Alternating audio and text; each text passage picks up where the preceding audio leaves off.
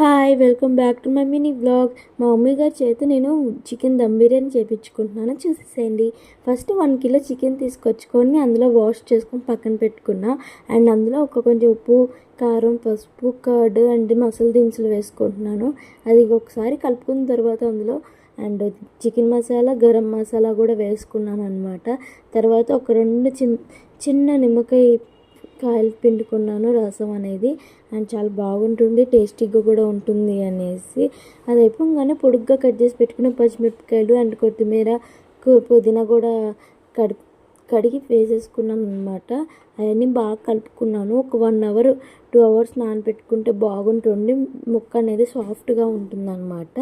And నేను ఇంకా ఫ్రిడ్జ్లో పెట్టేసుకున్నాను. అండ్ బయట కూడా పెట్టుకోవచ్చు అనమాట. అండ్ ఇంకా నాకు కావాల్సినంత బియ్యం తీసుకున్న.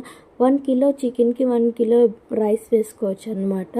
ఒకసారి కర్రీ పెట్టుకోవాలి, రెండోసారి వాటర్ తీసేసుకొని అందులో లవంగాలు అండ్ చెక్క అండ్ బిర్యానీ ఆకులు అండ్ జీలకర్ర వేసుకున్నాను. అండ్ పక్కన పెట్టేసుకున్నా. అండ్ ఒక పక్కన ఆనియన్స్ కట్ చేస్తున్నాను డీప్ ఫ్రైకి, బిర్యానీ అంటే మ్యాగ్నేట్ చేసుకున్నాం కదా అందులో వేసుకోవటానికి అనమాట. అండ్ అదంతా సన్నగా తరుక్కోవాలి, ఎంత సన్నగా తరుక్కుంటే అంత మంచిది, బాగుంటుంది కూడా. ఎక్కువ డీప్ ఫ్రై చేయకూడదు. అండ్ అది అయిపోగానే ఒక పక్కన మళ్ళీ స్టవ్ మీద రైస్ పెట్టుకోవాలి, ఇందాక నానబెట్టుకున్నాయి. ఆయిల్ వేసేసి సాల్ట్ వేసుకొని పెట్టేసుకోవాలి.